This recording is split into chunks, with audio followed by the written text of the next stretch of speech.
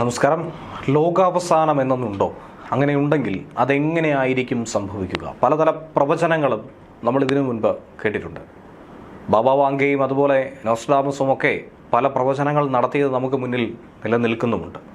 എന്തായിരുന്നാലും അങ്ങനെ ഒരു സംഭവമുണ്ടെങ്കിൽ അതെങ്ങനെയായിരിക്കും സംഭവിക്കുക എന്നുള്ളതാണ് ശാസ്ത്രലോകം തേടിക്കൊണ്ടിരിക്കുന്നത്. 2060 ലോകാവസാനം ഉണ്ടാകുമെന്ന് ഐസക് ന്യൂട്ടൻ അടക്കം പ്രവചിച്ചത് ചർച്ചയായിക്കൊണ്ടിരിക്കുന്ന ഒരു വർഷത്തിൽ കൂടിയാണ് ഞെട്ടിപ്പിക്കുന്ന പല സാധ്യതകളും ശാസ്ത്രലോകം പുറത്തേക്ക് അനാവരണം ചെയ്യുന്നത്. പ്രപഞ്ചത്തിൽ ജീവൻ നിലനിൽക്കുന്നത് ഭൂമിയിൽ മാത്രമാണ്. ഏകദേശം 4.5 ബില്യൺ വർഷങ്ങൾക്ക് മുൻപ് ഭൂമി രൂപപ്പെട്ടുവെന്നാണ് കരുതുന്നത്. അതിനുശേഷം ഭൂമിയിൽ നിരവധി പരിണാമങ്ങളും സംഭവിച്ചിട്ടുണ്ട്. എത്ര തന്നെ ശാസ്ത്രം വികസിച്ചു എന്ന് പറഞ്ഞാൽ പോലും ഇന്ന് ഭൂമിക്കകത്ത് തന്നെ നടക്കുന്ന പലതരം കാര്യങ്ങളും മനുഷ്യന് വ്യക്തമായ ഉത്തരം പോലും കണ്ടെത്താൻ കഴിയാത്ത വസ്തുതകൾ തന്നെയാണ്. എന്തിനേറെ പറയുന്നു, സമുദ്രത്തിൻ്റെ അടിത്തട്ടിലുള്ള പല കാര്യങ്ങളും ഇതുവരെയും കണ്ടെത്താൻ പോലും ശാസ്ത്രലോകത്തിന് കഴിഞ്ഞിട്ടില്ല. അതുകൊണ്ട് തന്നെയാണ് നമ്മുടെ അറിവിനും അപ്പുറത്തേക്കായി പല കാര്യങ്ങളും ഉണ്ടെന്നുള്ള കാര്യം ശാസ്ത്രലോകം തന്നെ തുറന്ന് സമ്മതിക്കുന്നത്. 2025 തുടക്കത്തോടെ തന്നെ പിന്നെയും ചർച്ചയായി തുടങ്ങിയ ഒരു വിഷയമാണ് ലോകാവസാനം എന്ന് പറയുന്നത്. അതിൻ്റെ പല തിയറികളും ഇതിനോടകം തന്നെ നമ്മൾ കണ്ടു. എന്നാൽ ഇതെങ്ങനെ ആയിരിക്കുമെന്നുള്ള ഒരു ചോദ്യം, കൗതുകകരമായ ചില വസ്തുതകൾ തന്നെയാണ് ഇപ്പോൾ പുറത്തു വരുന്നത്. എല്ലാ കാലവും മനുഷ്യൻ ചിന്തിക്കുന്ന ഒരു വിഷയവും ഇതാണ്. അപ്പോഴാണ് ഗവേഷക സംഘം എങ്ങനെ ആയിരിക്കുമെന്നുള്ള കൃത്യമായൊരു പ്രവചനം പുറത്തുവിട്ടിരിക്കുന്നത്. ഡർഹാം യൂണിവേഴ്സിറ്റിയിലെ വിദഗ്ധരാണ് ഇത് സംബന്ധിച്ചുള്ളൊരു പഠനം നടത്തി അതിൻ്റെ ഏറ്റവും പുതിയ നിരീക്ഷണങ്ങൾ പുറത്തുവിട്ടിരിക്കുന്നത്. ഭൂമി ഉൾപ്പെടുന്ന ക്ഷീരപഥം അഥവാ മിൽക്കി വേ ആൻഡ്രോമീഡ ഗാലക്സിയുമായി കൂട്ടിയിടിക്കും. അങ്ങനെ ഒരു കൂട്ടിയിടിച്ചായിരിക്കും ലോകാവസാനം എന്നത് സംഭവിക്കാൻ പോകുന്നതെന്നാണ് അവർ പറയുന്നത്. ശാസ്ത്രപരമായി നോക്കുകയാണെങ്കിൽ ഇത് ശരിയായി സംഭവിക്കാൻ ചില സാധ്യതകളുണ്ട് എന്നാണ് പറയുന്നത്. 1,00,000-ലധികം സിമുലേഷനുകളിലൂടെയാണ് അവർ ഇങ്ങനെ ഒരു നിഗമനത്തിലേക്ക് എത്തിയിരിക്കുന്നത്. അടുത്ത 10 ബില്യൺ വർഷത്തിനുള്ളിൽ തന്നെ ക്ഷീരപഥം ആൻഡ്രോമീഡയുമായി കൂട്ടിയിടിക്കുമെന്നതിന് 50% സാധ്യതയുണ്ടെന്ന് പറയുന്നു. അങ്ങനെ ഒരു കൂട്ടിയിടി ഉണ്ടായാൽ പരിപൂർണമായി ഇത് നശിച്ചു പോകാൻ തന്നെ ഒരു സാധ്യതയുണ്ട്. 2,20,000 മൈൽ വേഗതയിലായിരിക്കും ഈ കൂട്ടിയിടി ഉണ്ടാകുന്നത്. 2 ഗാലക്സികൾക്കും ഇത് വലിയ നാശം വരുത്തിവെക്കും. ഗവേഷകർ നൽകുന്ന ഈ ഒരു മുന്നറിയിപ്പിനെ കുറിച്ച് നമ്മളൊന്നും തന്നെ പരിഭ്രാന്തരാകേണ്ട കാര്യമില്ല എന്നുള്ളത് സാരം. കാരണം നമ്മുടെയൊക്കെ തന്നെ കാലഘട്ടം കഴിഞ്ഞ് ഭാവിയിൽ സംഭവിക്കാനിരിക്കുന്ന ഒരു വസ്തുത കൂടിയാണ്.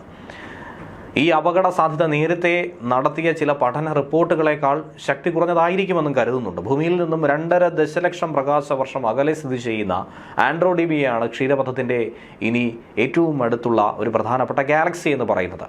മിൽക്കി വേയുടെ അതേ പിണ്ഡമുള്ളത് തന്നെയാണ് ഈ ഗാലക്സിയും. അതുകൊണ്ട് തന്നെ അതേസമയം ഇതിന് അസാമാന്യ വലിപ്പം പ്രകടിപ്പിക്കുന്നത് കൊണ്ട് തന്നെയാണ് അപകടകാരിയായി മാറുന്നത്.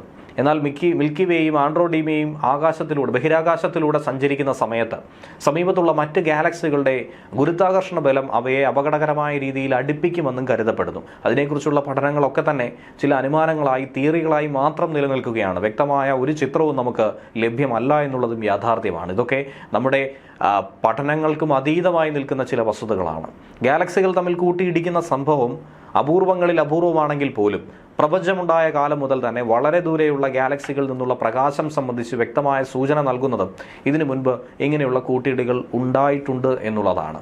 നേരത്തെ നടത്തിയ പഠനങ്ങളിലും 5 ബില്യൺ വർഷങ്ങൾക്കുള്ളിൽ തന്നെ മിൽക്കി വേയും ആൻഡ്രോമീഡയും തമ്മിൽ കൂട്ടിയിടിക്കുമെന്ന സൂചനകൾ നൽകിയിരുന്നു.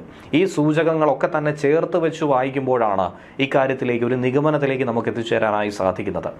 1,00,000 സിമുലേഷനുകളിൽ വെറും 2% മാത്രമാണ് ഇവ 5 ബില്യൺ വർഷങ്ങൾക്കുള്ളിൽ തന്നെ കൂട്ടിയിടിക്കുമെന്നുള്ള ഗവേഷകരുടെ പഠന റിപ്പോർട്ട് പുറത്തു വന്നത്. അതായത് മിൽക്കി വേയും ആൻഡ്രോമീഡ ഗാലക്സികളും തമ്മിൽ കൂട്ടിയിടിക്കാനുള്ള സാധ്യത പകുതി സിമുലേഷനുകളിലും ഗാലക്സികൾ പരസ്പരം വളരെ അടുത്തുകൂടി കടന്നു പോകുന്നുവെന്നും ചെറിയ തോതിൽ സ്പർശിച്ച് കടന്നു പോകുന്നതായിട്ട് തന്നെയാണ് ചൂണ്ടിക്കാട്ടുന്നത്.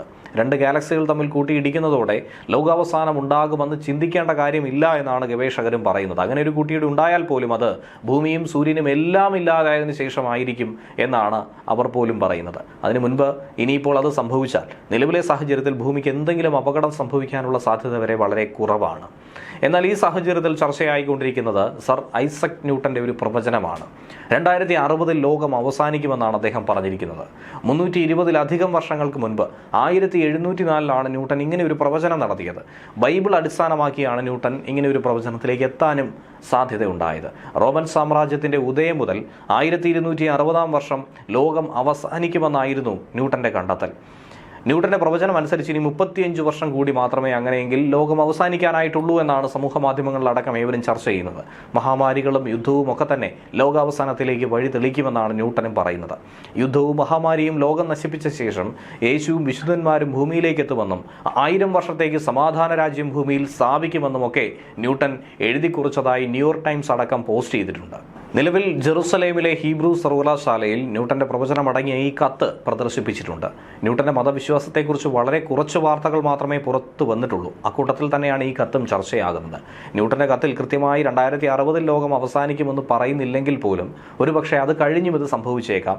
എന്നിരുന്നാലും ലോകം അത്ര വേഗമൊന്നും തന്നെ അവസാനിക്കുമെന്ന് താൻ കരുതുന്നില്ലെന്നും അദ്ദേഹം ഇക്കൂട്ടത്തിൽ തന്നെ എടുത്തു പറയുന്നു. ഇടയ്ക്കിടയ്ക്ക് ലോകം അവസാനിപ്പിക്കുമെന്ന് പറഞ്ഞ് ആളുകളെ ഭീതിയിൽ ആഴ്ത്തുന്ന ഒട്ടും ശരിയല്ലെന്നും ന്യൂട്ടൻ തന്നെ ചൂണ്ടിക്കാണിക്കുകയാണ്. മതവും ശാസ്ത്രവും വിരുദ്ധ ചേരികളിലല്ലെന്നാണ് ന്യൂട്ടന്റെ അഭിപ്രായം. ജീവിതകാലത്ത് അത്രയും മതവും ശാസ്ത്രവും തമ്മിലുള്ള ബന്ധം അദ്ദേഹം തേടിക്കൊണ്ടിരുന്നു. അതായിരുന്നു അദ്ദേഹത്തിന്റെ ജൈത്രയാത്രയും.